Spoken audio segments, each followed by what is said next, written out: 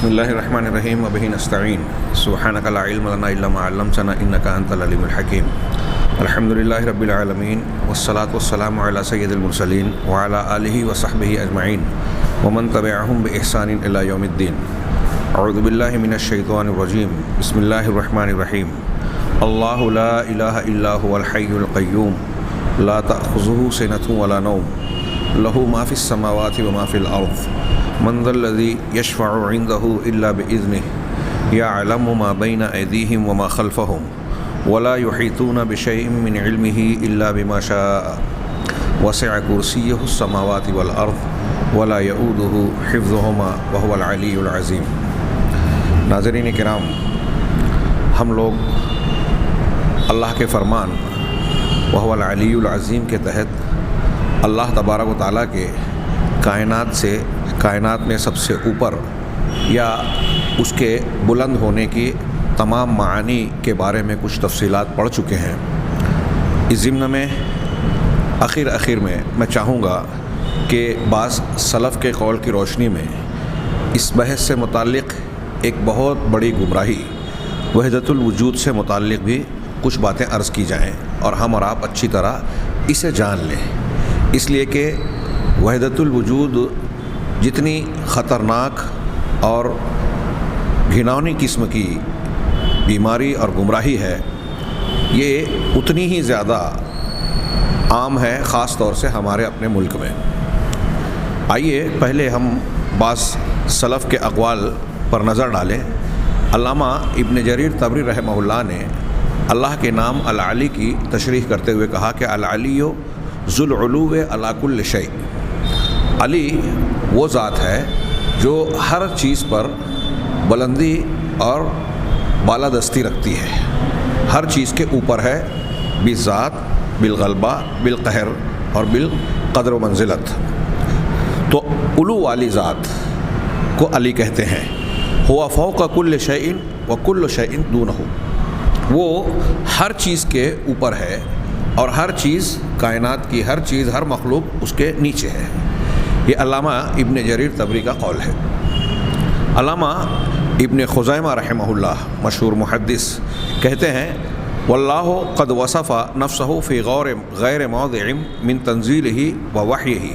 واعلمنا انہ العلی العظیم، کہ اللہ تبارک و تعالیٰ نے اپنے کلام پاک میں جو اس کی نازل شدہ وحی ہے، اس میں متعدد مقامات پر یہ اپنے ذات کی صفت بیان کی اور ہمیں یہ علم دیا، یہ بتایا کہ وہ العلی اور العظیم ہے۔ اب اس کے بعد وہ کہتے ہیں کہ افلیس العلی یا ذوی الحجہ ما یکون عالیا، تو اے عقل والو، کیا علی وہ ذات نہیں ہے جو بلندی والی ہو، عالی ہو، سب کے اوپر ہو؟ لا کما تزعم المعطلۃ الجہمیہ انہ اعلی و اسفل و وسط ومع کل شیء، ایسا نہیں ہے۔ علی کا معنی یہ نہیں ہو سکتا کہ اللہ تبارک و تعالیٰ سب سے اوپر بھی ہو، سب سے نیچے بھی ہو، درمیان میں بھی ہو اور کائنات کی ہر چیز کے ساتھ بھی ہو۔ وفی کل موضع من ارض و سما، اور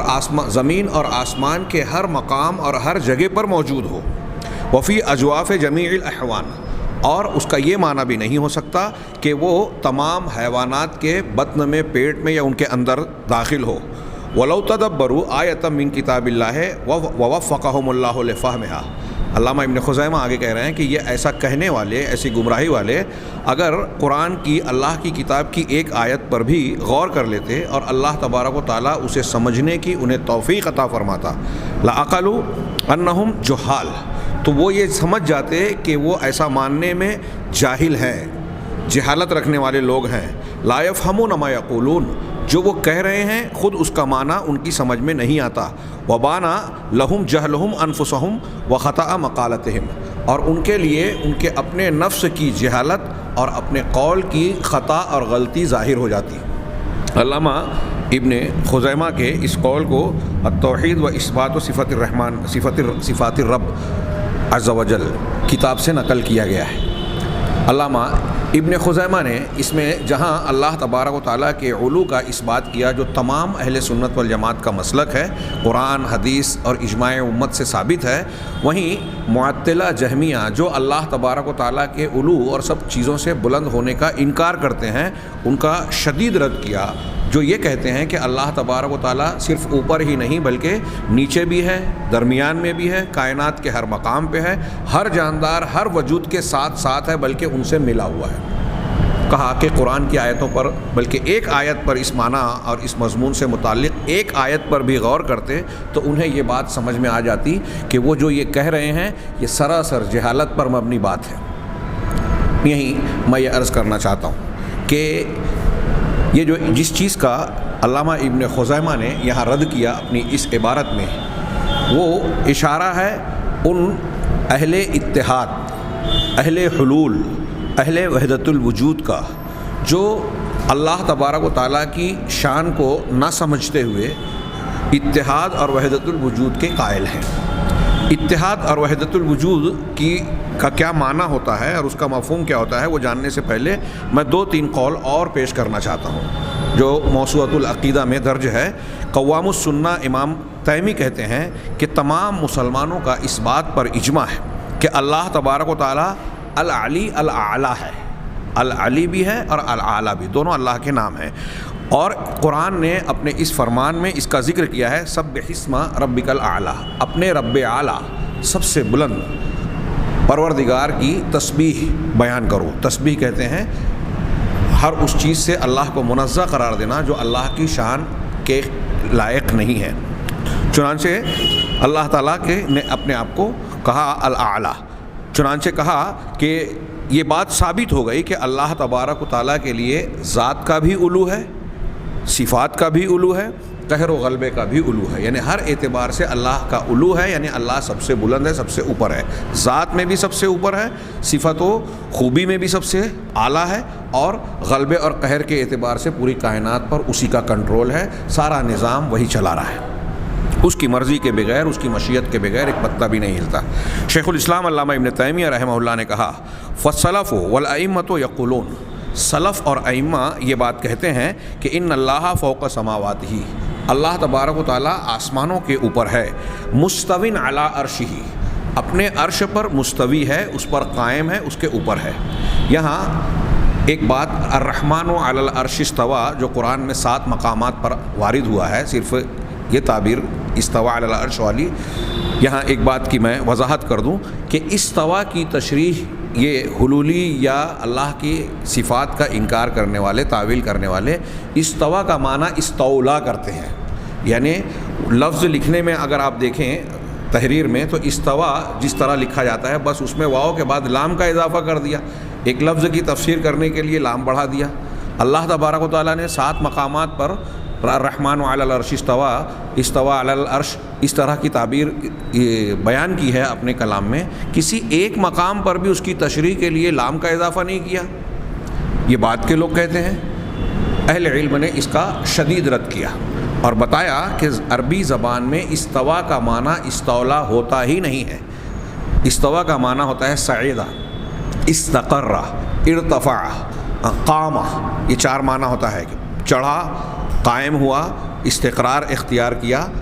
بلند ہوا، یہ معنی لغت میں ہوتے ہیں۔ استولا کا معنی غلبے والا ہونا، ولایت سے، یعنی مملکت اور حکومت پر تسلط اختیار کرنے کو استیلا کہتے ہیں، اسی کا فعل ہے استولا۔ یہ معنی استوا کا عربی زبان میں نہیں ہوتا، نہ ہی قرآن نے، نہ ہی حدیث نے، نہ ہی صحابہ، تابعین اور ائمہ دین نے اس معنی کو بیان کیا ہے، یہ اہل بدعت نے بیان کیا ہے جو کسی بھی طرح سے صحیح نہیں ہے۔ تو یہاں یہ کہہ رہے ہیں شیخ الاسلام کہ مستوٍ علی عرشہ، اللہ اپنے عرش پر مستوی ہے، اب بائن من خلقہ، اپنی مخلوق سے الگ ہے، اللہ الگ ہے، خالق، مخلوق الگ ہے، دونوں ملے ہوئے نہیں ہیں۔ ابھی ہم جس چیز کی طرف جانے والے ہیں، بیان کرنے والے ہیں، اہل اتحاد یہ کہتے ہیں کہ خالق اور مخلوق مل گئے، امتزاج ہو گیا، اختلاط ہو گیا، دونوں ایک ہو گئے۔ یہ کسی بھی طریقے سے قرآن اور حدیث والا عقیدہ نہیں ہے، بلکہ انتہائی گھناؤنی قسم کا کفر اور شرک ہے۔ کہا علامہ ابن تیمیہ نے کہ وہ اپنی مخلوق سے الگ ہے، ملا ہوا نہیں. اور یہ بات عقلی طور سے بھی اس سے پہلے میں نے بہت اشارتاً بیان کی. اہل علم نے، علامہ ابن ابی العز نے، شیخ ابن عثیمین نے، علامہ ابن قیم نے بڑی تفصیل سے بیان کیا کہ اگر آپ اللہ کے وجود کو مانتے ہیں تو پھر سوال کیا جائے گا کہ کیا اس کو ایسا مانتے ہیں کہ کائنات کے اندر ہے یا کائنات اس کے اندر ہے. اب اگر دونوں کو، اگر کوئی کائنات کے اندر مخلوق کو مانتا ہے، اللہ کو مانتا ہے، تو یہ اللہ تبارک و تعالیٰ کو محدود کر رہا ہے. اور اللہ کے اندر اگر مخلوق کو مان رہا ہے تو نعوذ باللہ اللہ تبارک و تعالیٰ کو گندگی، خرابی اور بری چیزوں کی جگہ اور ظرف قرار دے رہا ہے. دونوں باتیں باطل ہیں، اور ایسی کئی اور بھی غلط باتیں لازم آتی ہیں ایسا ماننے سے. چنانچہ الگ ماننا پڑے گا. اب الگ ہے تو اوپر مانتے ہیں کہ نیچے مانتے ہیں، دائیں مانتے ہیں کہ بائیں مانتے ہیں. اگر اوپر آپ نہیں مانتے تو پھر نیچے ماننا پڑے گا، یا اوپر والی جو جہت ہے اوپر کے ضد کو ماننا پڑے گا. اب اللہ تعالیٰ کے لیے خوبی اور کمال کیا ہے؟ بلندی ہے یا نیچے ہونا ہے؟ ظاہر سی بات ہے کہ بلند ہونا اللہ تبارک و تعالیٰ کے لیے کمال اور خوبی ہے. اس چیز کو مختلف انداز اور ڈھنگ سے تفصیل کے ساتھ اہل علم نے بیان کیا، اور یہ ثابت کیا کہ عقل سے بھی غور کرے انسان تو یہ ثابت ہوتا ہے کہ اللہ تبارک و تعالیٰ کا اس کائنات میں سب سے اوپر ہونا ہی اللہ کے شایان شان ہے، اس کے لائق و زیبا ہے. چنانچہ یہ کہتے ہیں کہ مخلوق سے الگ ہے، جیسا کہ اس پر قرآن بھی دلالت کرتا ہے، سنت بھی، اور اس امت کے سلف کا اجماع بھی. صحابہ اور تابعین سارے کے سارے اس پر متفق ہیں. قرآن بھی کہتا ہے، اور ایک دو دلیلیں نہیں، قرآن اور حدیث کی تقریباً کم و بیش 1000 دلیلیں کہتی ہے اللہ تبارک و تعالیٰ ہر قسم کے علو سے متصف ہے، بلندی رکھتا ہے. آگے علامہ ابن تیمیہ کہتے ہیں وَكَمَا عَلِمَ الْمُبَايَنَةُ وَالْعُلُوَّ بِالْمَعْقُولِ الصَّرِيحِ الْمُوَافِقِ لِلْمَنْقُولِ الصَّحِيحِ. اور جیسا کہ اللہ تبارک و تعالیٰ کا اور مخلوق کا الگ الگ ہونا، اور اللہ کا بلند ہونا، کائنات میں سب سے اوپر ہونا، یہ معقول صریح یعنی عقل صریح، کھلی ہوئی عقل سے جس طرح معلوم ہوتا ہے، ایسی عقل سے جو منقول صحیح یعنی صحیح نقل قرآن حدیث کی صحیح دلیلوں کے موافق ہے. اور وَكَمَا فَطَرَ اللَّهُ عَلَى ذَلِكَ خَلْقَهُ، اور جیسا کہ اللہ تبارک و تعالیٰ نے اپنی مخلوق کو کی فطرت اس پر بنائی ہے، اس فطرت پر پیدا کیا ہے کہ انسان کی فطرت میں یہ بات موجود ہے کہ ہمارا خالق اور مالک اوپر ہے. من اقرارہم بھی، کہ وہ اس کا اقرار کرتے ہیں، اور جب اللہ تبارک و تعالیٰ کی طرف قصد اور ارادہ کرتے ہیں تو اوپری کی طرف کرتے ہیں. اس سے پہلے یہ بات گزری کہ بندہ اگر کہتا ہے دل میں، کبھی بھی کوئی بندہ یا اللہ کہتا ہے تو دل میں اوپر کی طرف رخ پایا جاتا ہے. یہ گویا دل کی اس بات کی شہادت ہے کہ اندر فطرت میں یہ بات موجود ہے کہ اللہ تعالیٰ اوپر ہے، پروردگار اوپر ہے. یہ فطرت کی گواہی ہے. علامہ ابن قیم رحمہ اللہ کہتے ہیں وَهُوَ فَوْقَ سَمَاوَاتِهِ مُسْتَوٍ عَلَىٰ عَرْشِهِ بَائِنٌ مِّن خَلْقِهِ، کہ اللہ تبارک و تعالیٰ اپنے آسمانوں کے اوپر ہے، عرش پر مستوی اور قائم ہے، اور اپنی مخلوق سے الگ اور جدا ہے، مخلوق کے ساتھ ملا ہوا یا ان کے ساتھ مختلط اور ممتزج ملا ہوا نہیں ہے. یہاں میں یہ ان اقوال کی روشنی میں جہاں یہ بات ذکر کر رہا تھا کہ اللہ تبارک و تعالیٰ کائنات میں سب سے اوپر ہے، وہیں یہ بھی ثابت ہوتا ہے کہ کائنات یا مخلوق سے اللہ تبارک و تعالیٰ ملا ہوا نہیں ہے. لیکن اہل اتحاد، پہلے یہ جان جائیے کہ اتحاد کسے کہتے ہیں. یہ وحدہ سے بنا ہے، انفراد اور اکیلا ہونا، ایک ہونا کے معنی میں. تو جو لوگ دو چیزوں کو ملا کر ایک مان لیتے ہیں، یا ایک سے زیادہ اجسام کو اکٹھا کرنے کے بعد کہتے ہیں کہ یہ ایک ہو گئی، یہ اس معنی پر اتحاد دلالت کرتا ہے. متحد ہونا ہم اردو میں بھی بولتے ہیں. اب اصطلاحی طور پر اتحاد، اہل اتحاد کس بات کے قائل ہیں؟ وہ اس بات کے، میں اپنے الفاظ میں تعبیر میں کہوں کہ یہ کہتے ہیں کہ اللہ تبارک و تعالیٰ اور مخلوق متعدد یہ دونوں مل گئی، ممتزج ہو گئی. تو اہل اتحاد یہ کہتے ہیں کہ خالق اور مخلوق اگر دو ذات متحد ہو کر مل کر ایک ہو گئی، تعالی اللہ عما یقولون علوا کبیرا، اللہ تبارک و تعالیٰ اس قسم کے حفوات سے بری اور پاک ہے. لیکن اہل اتحاد اور جن کو اہل حلول یا ہم حلولی کہتے ہیں اور وحدت الوجود کہتے ہیں، یہ جو الفاظ استعمال ہوتے ہیں اس سے کچھ لوگوں کو سمجھنے میں دقت آتی ہے، کیونکہ تینوں کا استعمال ایک دوسرے کے ساتھ ساتھ کیا جاتا ہے کہ یہ حلولی ہے اور وحدت الوجودی ہے. تو تھوڑا سا فرق یا ख़ास طور سے وہ جو اس علم کا شوق رکھتے ہیں یا جنہیں ذوق ہے کہ فرق کو جانیں، تھوڑا سا میں اشارہ کر دوں کہ اہل اتحاد اور حلولی لوگوں کو اہل وحدت الوجود بھی کہا جاتا ہے، دونوں کا ایک دوسرے سے لازم و ملزوم کے طور پر استعمال ہوتا ہے۔ لیکن حلول کا عقیدہ رکھنے والے لوگ دو طریقے کے ہوتے ہیں، ایک وہ جو اللہ کے مخصوص بندوں، اس کو مقید یا خصوصی حلول کہتے ہیں، یعنی ایسے لوگ جو مخصوص لوگوں کے بارے میں یہ عقیدہ رکھتے ہیں کہ اللہ کی ذات ان میں حلول کر گئی، جیسے نصارہ حضرت عیسیٰ علیہ السلام کے بارے میں عقیدہ رکھتے ہیں۔ بعض غالی روافظ حضرت علی رضی اللہ تعالیٰ عنہ کے بارے میں عقیدہ رکھتے ہیں کہ اللہ تعالیٰ حضرت علی کے اندر آ گیا۔ اسی طریقے سے صوفیوں میں سے بعض جو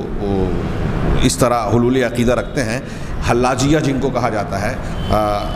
منصور ابن حلاج کے بارے میں کہتے ہیں نا کہ وہ کہتا تھا انا الحق، میں الحق ہوں، یعنی میں اللہ ہوں، اللہ میرے اندر آ گئے، نعوذ باللہ۔ ہاں، ویسے تو آج کے زمانے میں بعض علماء محققین یہ کہتے ہیں کہ صوفیوں کے جتنے بھی سلسلے پائے جاتے ہیں، ہاں،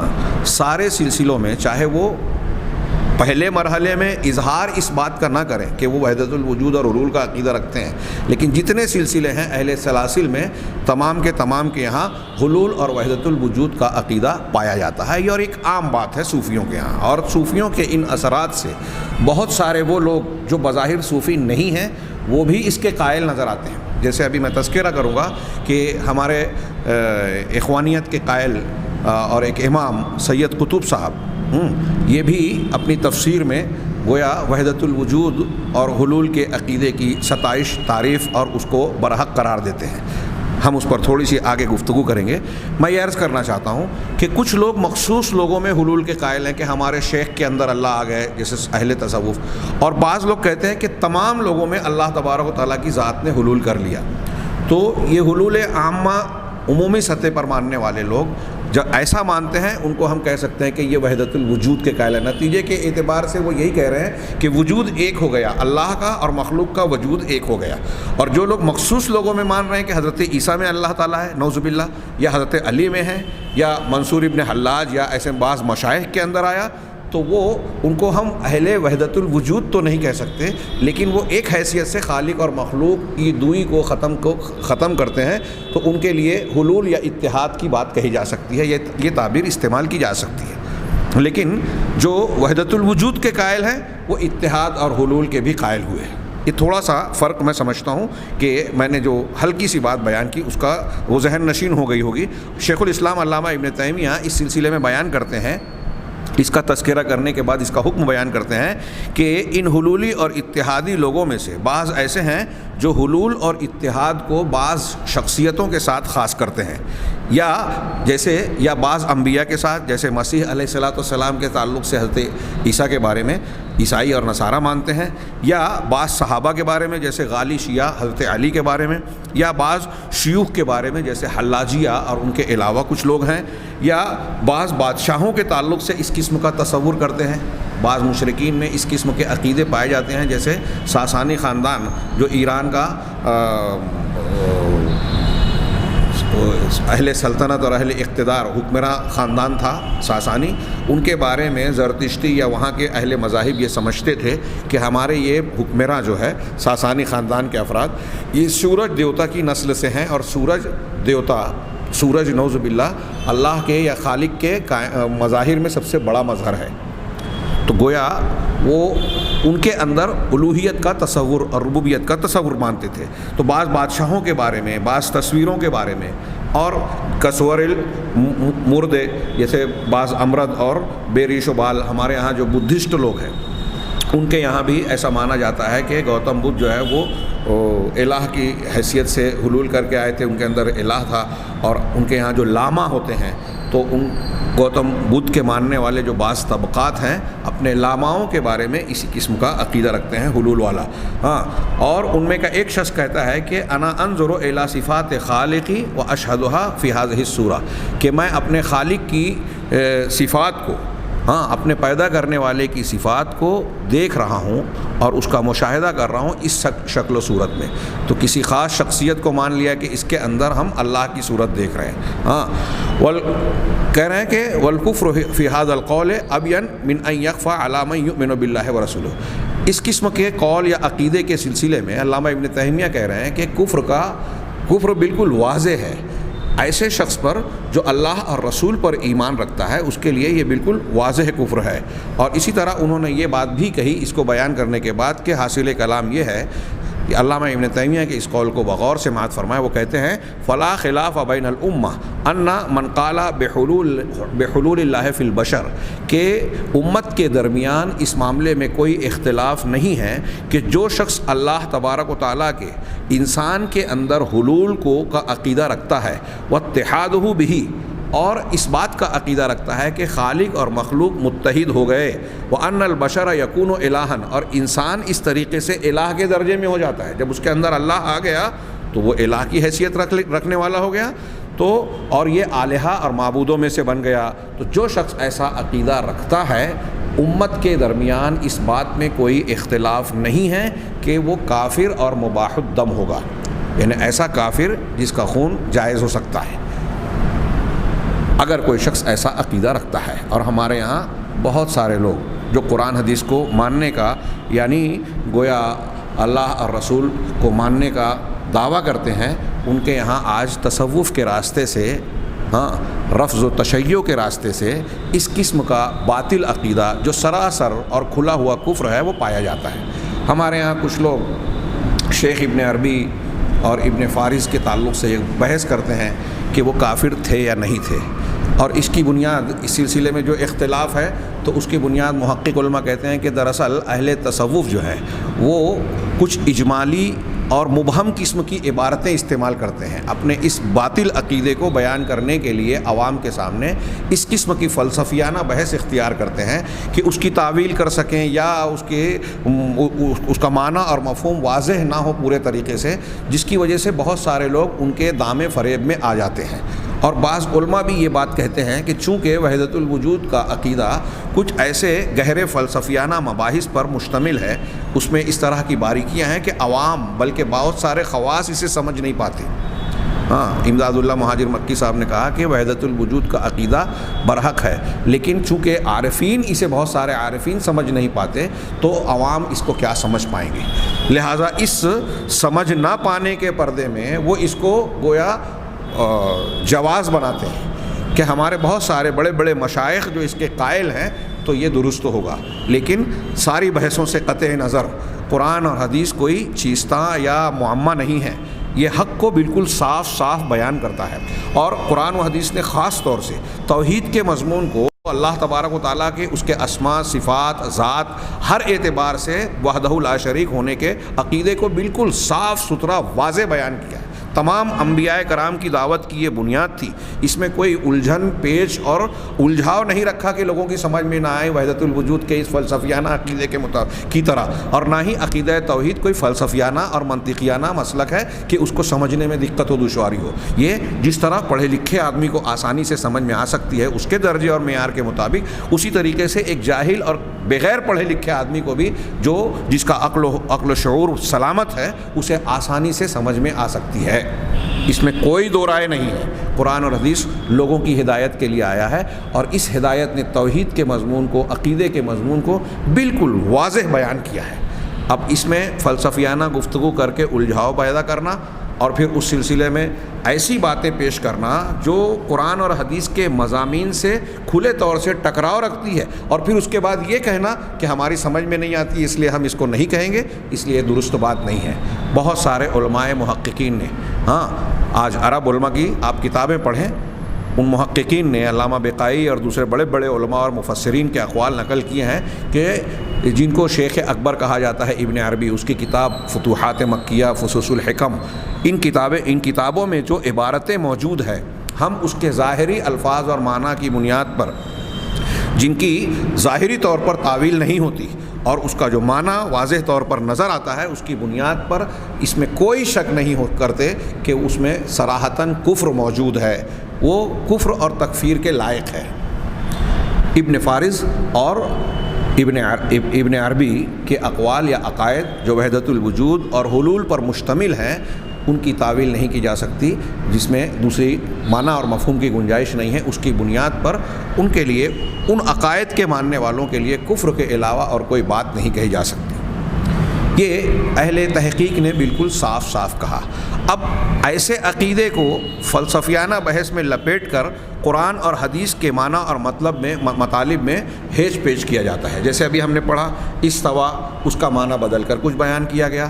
واللہ وہو معکم اینما کنتم، اللہ تمہارے ساتھ ہے تم جہاں کہیں بھی ہو۔ میں نے اس سے پہلے بیان کیا کہ اللہ کا ساتھ ہونے کا مطلب کیا ہے۔ ساتھ ہونے میں ایک معنی ہوتا ہے اختلاط، جیسے کہا جاتا ہے اللبن مع الماء، دودھ پانی کے ساتھ۔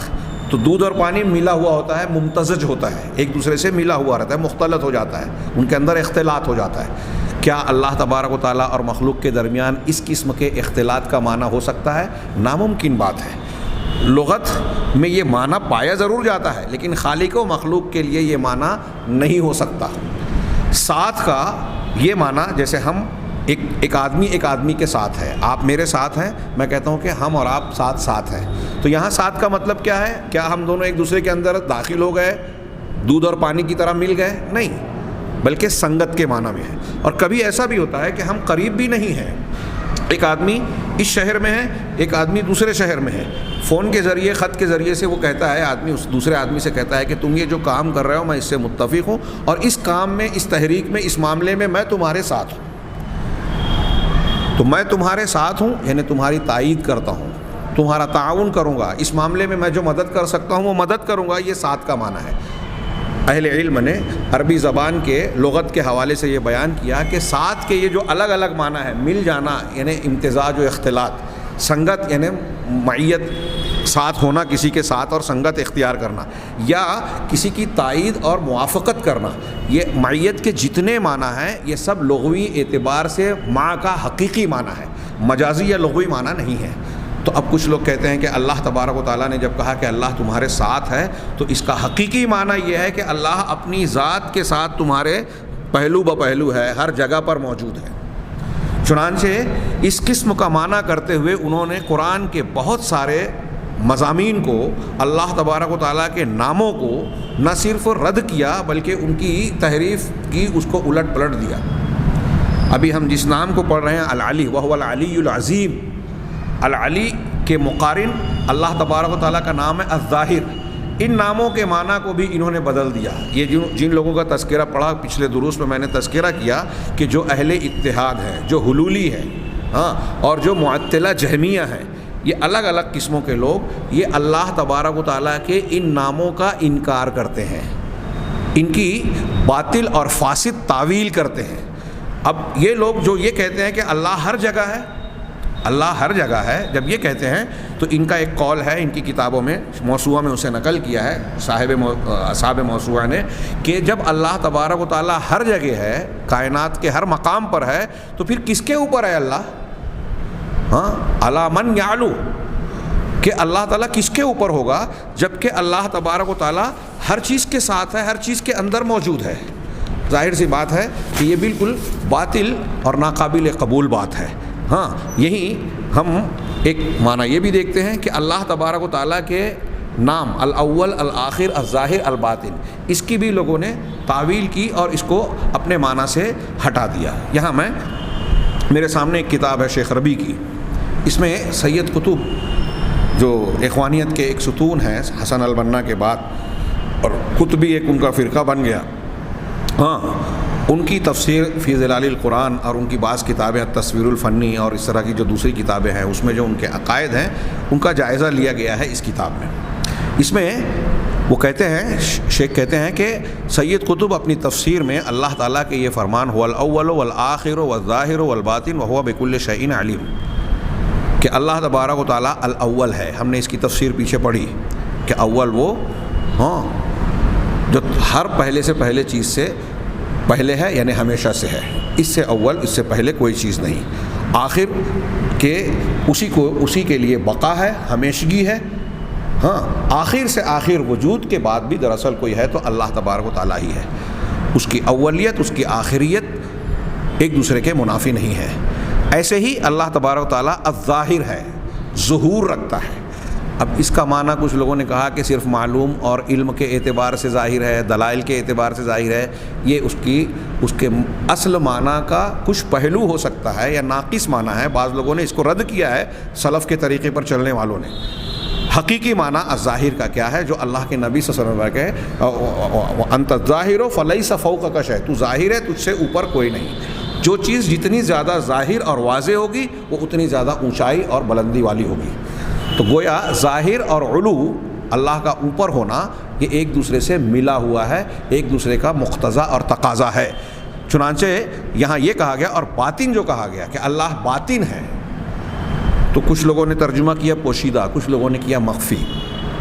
باطن وہ جو نظر نہ آئے، کچھ لوگوں نے ترجمہ کیا کہ جو اندر ہے۔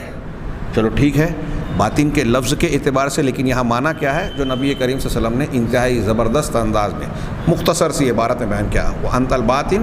ولیس دونک شیء، تو باطن ہے، تجھ سے زیادہ دون، تجھ سے زیادہ قریب، تجھ سے زیادہ نزدیک کوئی اور نہیں ہے۔ تو اللہ ہر مخلوق کے قریب سے قریب تر ہے، اس کی شہرک سے بھی زیادہ قریب ہے۔ مطلب شہرک سے بھی زیادہ قریب ہے کیسے؟ اس کے چھپی سے چھپی چیز کو جانتا ہے، اس کے تمام مخفی اور کھلی ہوئی چیزوں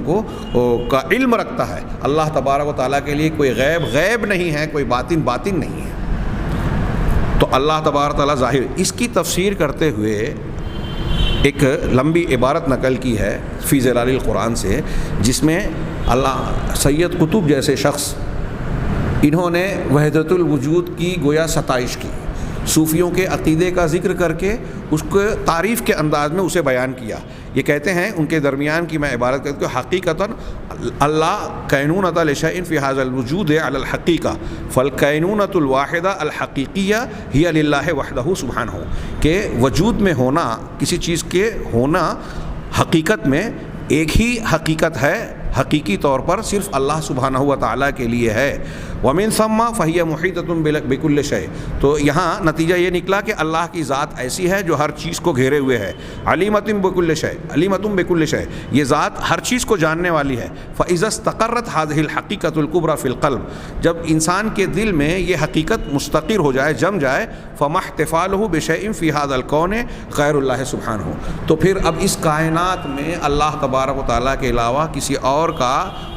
موجود ہونا، احتفال کہتے ہیں محفل میں ہونا، یعنی اس کائنات کی محفل میں گویا اللہ کی وجود کے علاوہ کوئی وجود نہیں ہے۔ اور وکل شیء لا حقیقت لہ ولا وجود، اور جتنی بھی چیزیں ہیں ان کی کوئی حقیقت نہیں ہے اور ان کا کوئی وجود نہیں ہے۔ آگے کچھ عبارت بیان کرنے کے بعد اگلے پیراگراف میں کہتے ہیں شیخ کہ وَلَقَدْ أَخَذَ الْمُتَصَوِّفَ، کہ صوفیوں نے اسی حقیقت، بنیادی اور سب سے بڑی حقیقت کو اختیار کیا، وَحَامُوا بِهَا وَفِيهَا، اسی کے ساتھ اور اسی کے ارد گرد انہوں نے چکر لگایا، وَسَلَكُوا إِلَيْهَا مَسَالِكَ شَتَّىٰ، اور اس کی طرف مختلف راستے اور مسلک اختیار کیے۔ بعضهم قال، ان میں سے بعض کا کہنا یہ ہے، صوفیہ میں سے، یہ الاول الاخر الظاہر الباطن کی تشریح کر رہے ہیں اللہ سید قطب، میں اس کو اپنے الفاظ میں بیان کر رہا ہوں۔ ہاں، وہ کہہ رہے ہیں کہ بعض صوفیوں کا کہنا یہ ہے کہ انہ یری اللہ فی کل شیء فی الوجود، کہ وہ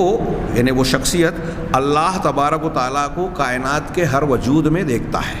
ہاں، بعض کا کہنا یہ ہے کہ انہ رأى اللہ من وراء کل شیء فی الوجود، کہ وجود میں، کائنات میں جتنی بھی وجود ہیں، موجودات ہیں، ان کے پیچھے اللہ تبارک و تعالیٰ کو دیکھتا ہے۔ بعض کا کہنا یہ ہے کہ انہ رأى اللہ فلم یر شیئا غیرہ فی الوجود، کہ اس نے اللہ کو دیکھا۔ ان کا کہنا یہ ہے کہ اس نے اللہ کو دیکھا تو اس نے وجود میں اللہ کے علاوہ کسی اور کو دیکھا ہی نہیں، دیکھا تو صرف اللہ ہی اللہ ہے۔ ہاں، وَكُلُّهَا أَقْوَالٌ تُشِيرُ إِلَى الْحَقِيقَةِ، کہہ رہے ہیں کہ یہ سب کے سب ایسے اقوال ہیں جو حقیقت کی طرف اشارہ کرتے ہیں۔ اذا تجاوزنا عن ظاہر الالفاظ القاصرۃ فی ھذا المجال، کہ جب ہم نظر انداز کر دیں ظاہری الفاظ سے اگر نظر ہٹا لیں، ہاں، وہ الفاظ جو اس قسم کے معاملات میں حقیقت کو بیان کرنے سے عاجز و قاصر ہوتے ہیں، تو سب کے سب جتنے بھی عبارتیں ہیں وہ سب اسی حقیقت کی طرف اشارہ کر رہی ہے۔ الا ان یؤخذ علیہم علی وجہ الاجمال هو انہم احملوا الحیاۃ بہذا التصور، ہاں آگے وہ کہتے ہیں سوائے اس کے کہ انہوں نے اس تصور کا اہمال کر دیا. کہتے ہیں آگے کے پیراگراف میں والاسلام فی توازنہ المطلق یرید من القلب البشری ان یدرک هذه الحقیقہ ویعیش بها ولها. اسلام اپنے مطلق توازن یعنی علی الاطلاق جو اسلام کا اعتدال ہے، اس کا توازن ہے، اس کے ساتھ انسان کے دل سے یہ چاہتا ہے کہ وہ اس حقیقت کا ادراک کر لے، اس کے ساتھ اور اس کے لیے جیے. آگے اور بھی عبارت ہے. شیخ اس پر تبصرہ کرتے ہوئے آگے کہتے ہیں کہ اس طریقے سے سید قطب وحدت الوجود اور حلول کو ثابت کرتے ہیں اور انہیں صوفیہ، گمراہ صوفیہ کی طرف منسوب کرتے ہوئے سیاق مدح میں یعنی تعریف کے سیاق و سباق میں تذکرہ کرتے ہیں. ہاں، اور اپنے اس قول کے ذریعے سے اس چیز کی طرف دعوت بھی دیتے ہیں کہ اسلام اپنے مطلق توازن میں انسان کے دل سے یہ چاہتا ہے کہ وہ اس حقیقت کے ساتھ جیے، اس حقیقت کا ادراک کرے اور اسی کے لیے اور اسی کے ساتھ جیے. گویا سید قطب اسی کی طرف دعوت دیتے ہیں. یہ میں نے اختصار کے ساتھ ان کی لمبی چوڑی اور آگے رد کے اعتبار سے اور بھی لمبی عبارت ہے، میں نے کچھ حصہ ذکر کیا یہ بتانے کے لیے، اور خاص طور سے نام لے کر میں بیان کر رہا ہوں تاکہ اس سلسلے میں کچھ لوگوں کے یہاں، ہمارے یہاں ہندوستان پاکستان میں اور عوام کا، جاہلوں کا ایک عام مزاج ہوتا ہے کہ شخصیات کے ذریعے سے وہ دین کو اختیار کرتے ہیں، حق کو پہچانتے ہیں. ارے اتنی بڑی شخصیت ہے، جب وہ اتنے بڑے ہیں تو وہ جو مان رہے ہیں وہ صحیح ہے.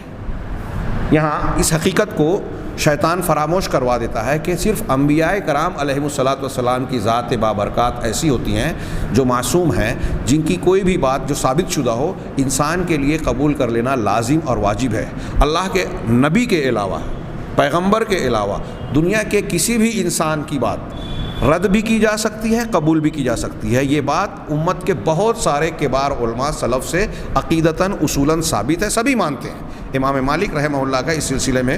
واضح قول ہے کہ ہم میں سے ہر شخص کی بات کو قبول بھی کیا جا سکتا ہے، رد بھی کیا جا سکتا ہے، سوائے اس صاحب قبر کے. اللہ کے نبی صلی اللہ علیہ وسلم کی قبر مبارک کی طرف آپ نے اشارہ کیا اور کہا کہ ان کی بات کے علاوہ دنیا کے کسی بھی انسان کی بات کو قبول بھی کیا جا سکتا ہے اور رد بھی کیا جا سکتا ہے. لیکن ہمارے یہاں مزاج یہ بن گیا کہ اگر ایک آدمی نے کسی کو بڑا مان لیا، کسی شخصیت سے متاثر ہو گیا کہ فلاں شخصیت بہت بڑی ہے، میں ان سے بڑا متاثر ہوں، وہ میرے لیے جو ہے وہ آئیڈیل ہے، ماڈل ہے. ہاں، ایک آدمی اب مولانا ابوالعالیٰ مودودی صاحب کو ماننے لگا، ایک سید قطب کو ماننے لگا، ایک شیخ حسن البنا کو ماننے لگا، ایک مولانا الیاس کو ماننے لگا، ایک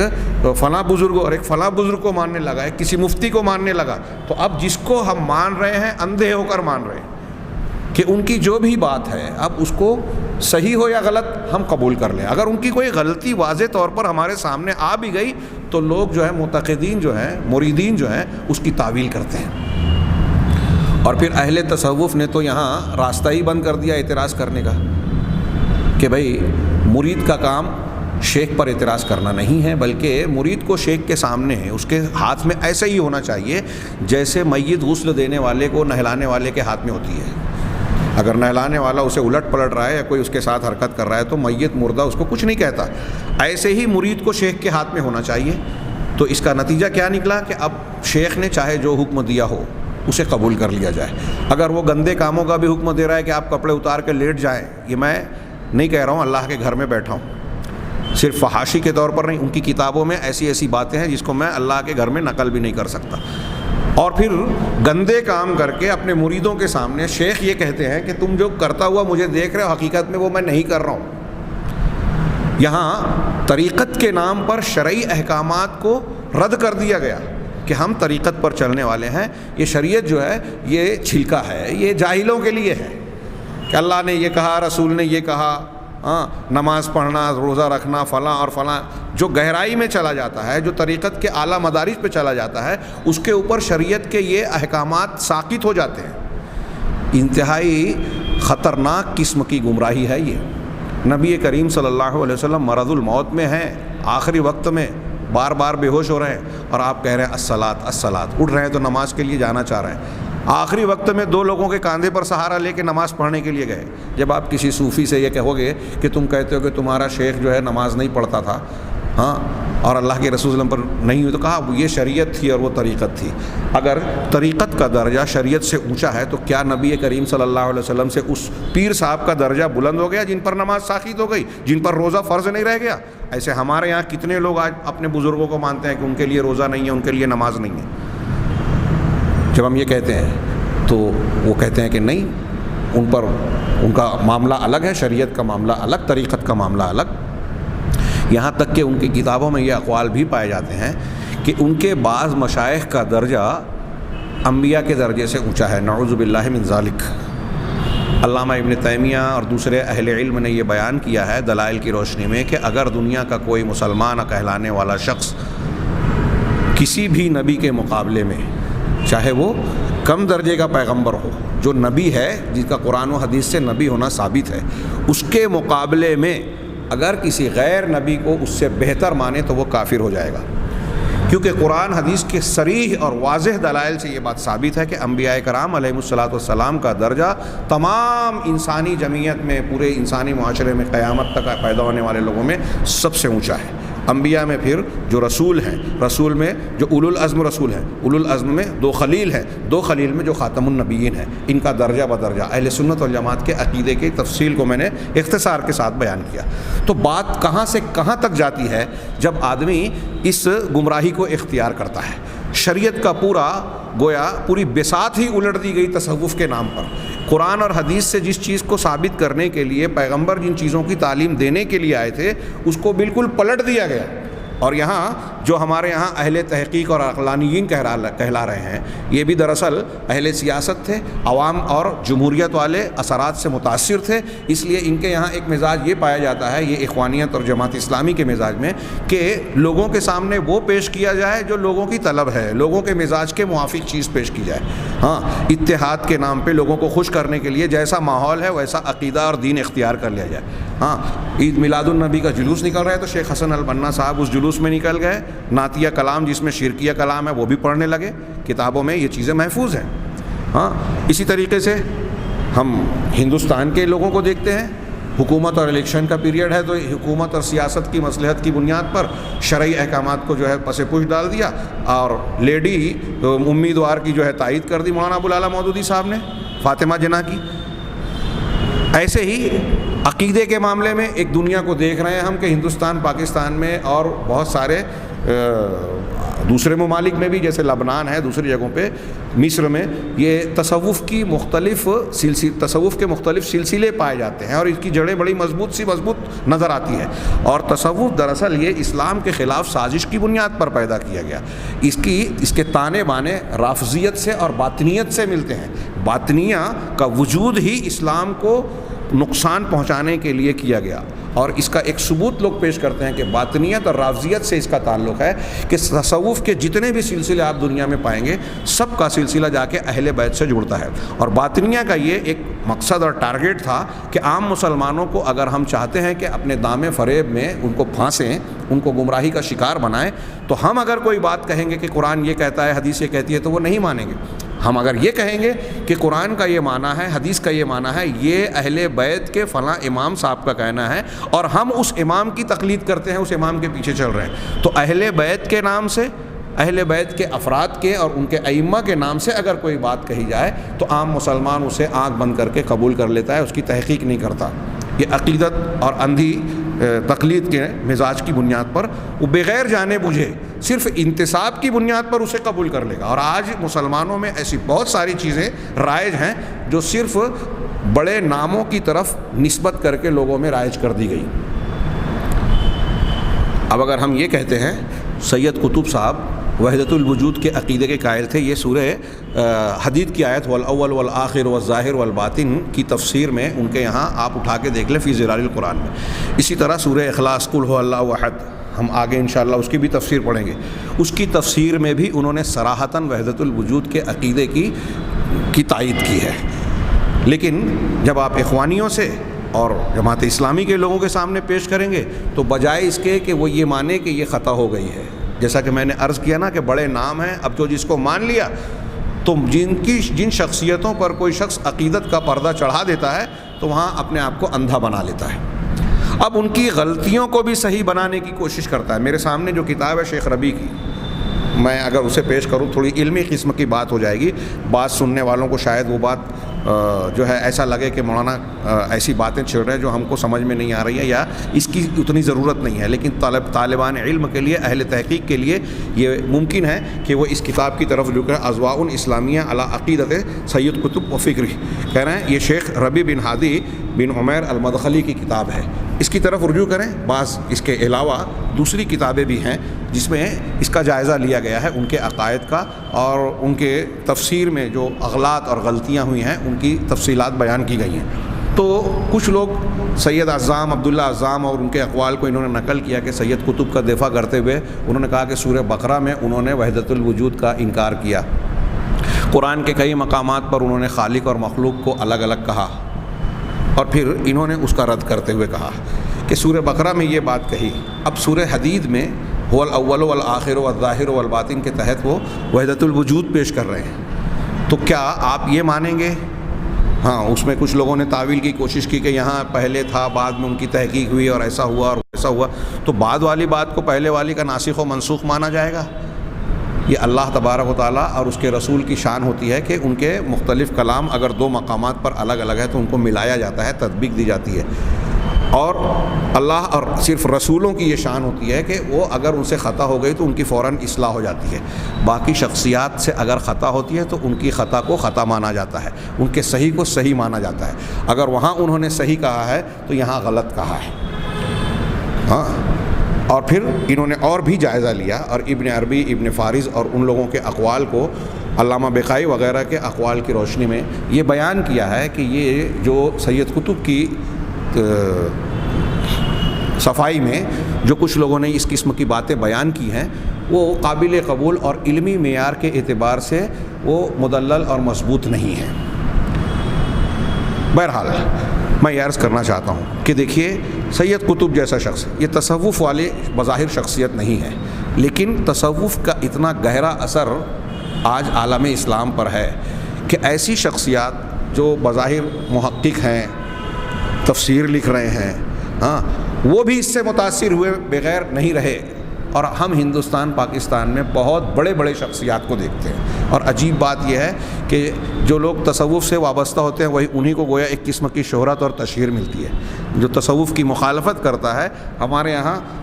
دینی حلقوں میں عام طور سے اسے وہ قبولیت عامہ کا درجہ نہیں ملتا. بظاہر یہ کچھ لوگوں کا تبصرہ ہے، ہو سکتا ہے اس سے اختلاف ہو. تو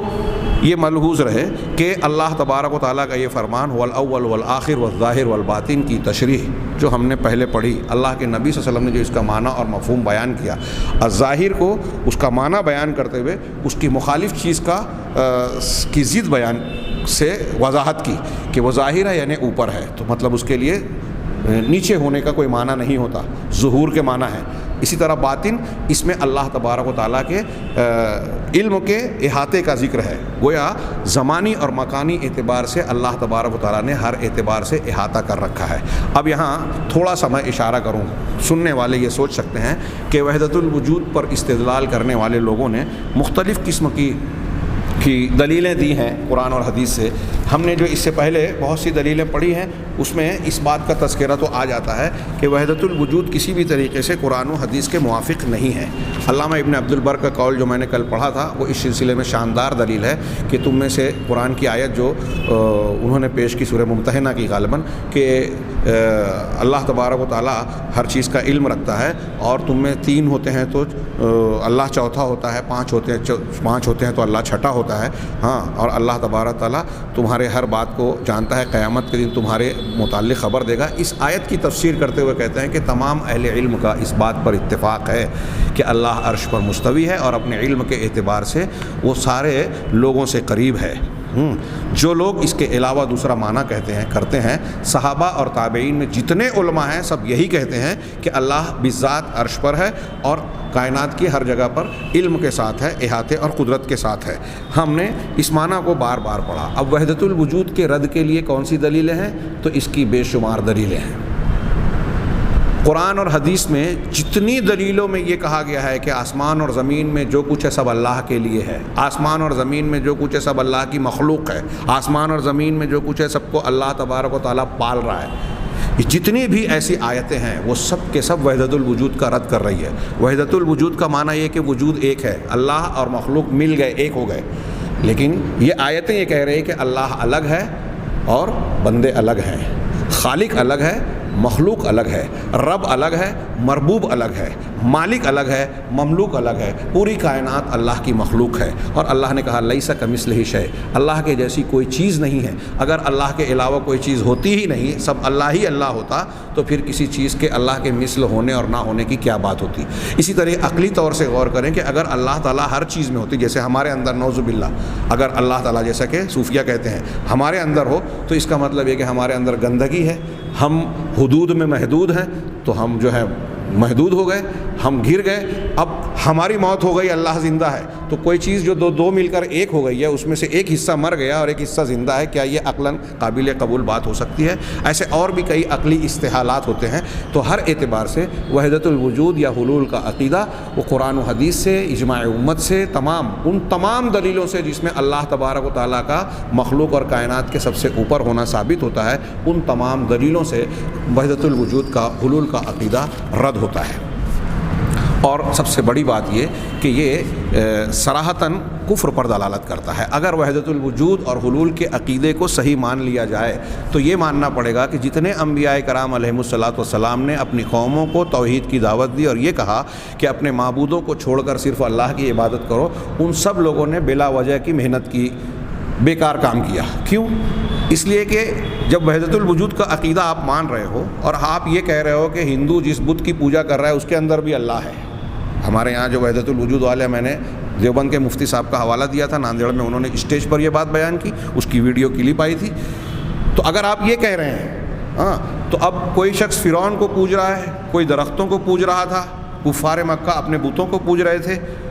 اور مظاہر قدرت کو، کوئی ستارے کو، چاند کو، سورج کو، دیوی دیوتاؤں کو، جن کو بھی کوئی پوج رہا ہے مخلوقات میں سے، تو وحدت الوجود کے عقیدے کے مطابق تو یہ معاملہ ہو جائے گا کہ وہ اللہ ہی کی عبادت کر رہا ہے۔ انبیاء کرام علیہ الصلاۃ والسلام نے بلا وجہ کی محنت کی، اور یہ جو میں کہہ رہا ہوں کہ نتیجے کے طور پر یہ صوفیوں نے ایسی جرأت و جسارت کر ڈالی کہ انبیاء کرام، مثال کے طور پہ وہ کہتے ہیں کہ جب حضرت موسیٰ علیہ الصلاۃ والسلام نے فرعون کو دعوت دی اور فرعون نے سوال کیا وما رب العالمین، رب العالمین کیا ہے، تو حضرت موسیٰ نے جواب دیا، سورہ شعراء میں وہ مکالمہ پڑھیے، رب السماوات والارض وما بینہما ان کنتم موقنین، کہ رب العالمین وہ ہے جو آسمانوں اور زمین کے درمیان کا پروردگار ہے،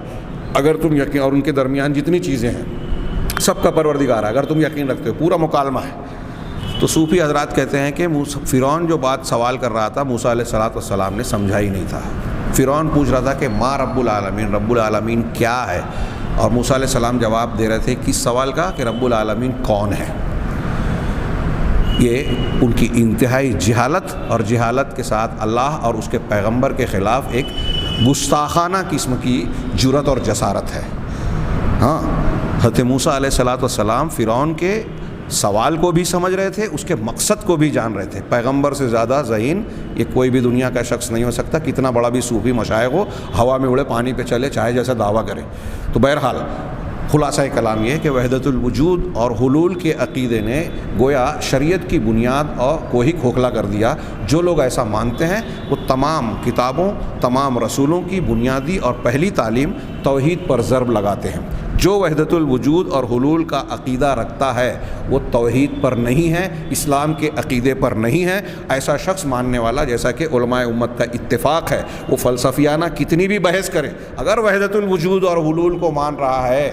تو وہ اسلام میں نہیں ہے، اس کا لا الہ الا اللہ قابل قبول نہیں ہوگا۔ لہٰذا انسان کو قرآن حدیث سے صحیح عقیدہ سیکھنا چاہیے، اور قرآن جہاں توحید کی بیان کر رہا ہے وہاں اللہ کے ناموں میں سے جس نام کو ہم نے ابھی پڑھا العلی، کہ اللہ ہر اعتبار سے کائنات میں سب سے اوپر ہے، بندہ جب اس کا عقیدہ رکھے گا تو اس کے ثمرات اور نتائج کیا ہوں گے کہ اللہ تبارک و تعالیٰ ہی جب سب سے اوپر ہے تو اسی سے ڈرنا چاہیے، سارا اختیار اسی کے پاس ہے تو اسی سے مانگنا چاہیے، ساری چیزیں وہی چلاتا ہے کائنات کا نظام، تو کسی اور سے ڈرنے کی، کسی اور سے مانگنے کی کوئی ضرورت ہی نہیں ہے، کسی اور کے سامنے عبادت کرنے کی کوئی ضرورت نہیں ہے۔ مقصد یہ کہ میں یہ بتانا چاہ رہا ہوں اپنے اس درس کے اخیر میں کہ العلی کو ماننا اور اللہ تبارک و تعالیٰ کے نام الظاہر کو ماننا، الباطن کو ماننا، اس کے احاطے کو ماننا، اس کے نتیجے میں اگر بندے کے دل و دماغ میں اس کا معنی اور مفہوم صحیح ڈھنگ سے بیٹھ جائے تو اس کی توحید مضبوط ہوگی، وہ اللہ تبارک و تعالیٰ کے سامنے اس کی عظمت اور بڑائی کا قائل ہوگا، اس کے سامنے اپنے آپ کو حقیر بندہ سمجھے گا، اپنی ضرورتوں کو صرف اللہ کے سامنے پیش کرے گا، اور اللہ تبارک و تعالیٰ کے بارے میں جب یہ جانے گا کہ وہ ہر چیز پر ظاہر ہے اور چھپی سے چھپی الباطن بھی ہے، یعنی اس سے سامنے کوئی چیز کائنات کی چھپی ہوئی نہیں ہے، مخفی سے مخفی چیز راز کو بھی جانتا ہے، تو بندہ اس بات سے شرمائے گا کہ میں اکیلے میں، تنہائی میں، اندھیروں میں اللہ کی نافرمانی کروں، اس کے حکم کی خلاف ورزی کروں۔ نتیجہ یہ کہ اللہ کے ان ناموں کو اگر بندہ صحیح ڈھنگ سے جان جائے اور اس کے تقاضوں کو مان لیوے تو وہ بندگی میں اعلیٰ سے اعلیٰ مقام کو پہنچتا جائے گا، اس کے اندر بندگی کے اچھے اوصاف اور خوبیاں پیدا ہوگی۔ اللہ تبارک و تعالیٰ سے دعا ہے کہ وہ ہمیں اپنی ذات کی، صفات کی صحیح معرفت سے نوازے اور اس کے ذریعے سے دنیا اور آخرت میں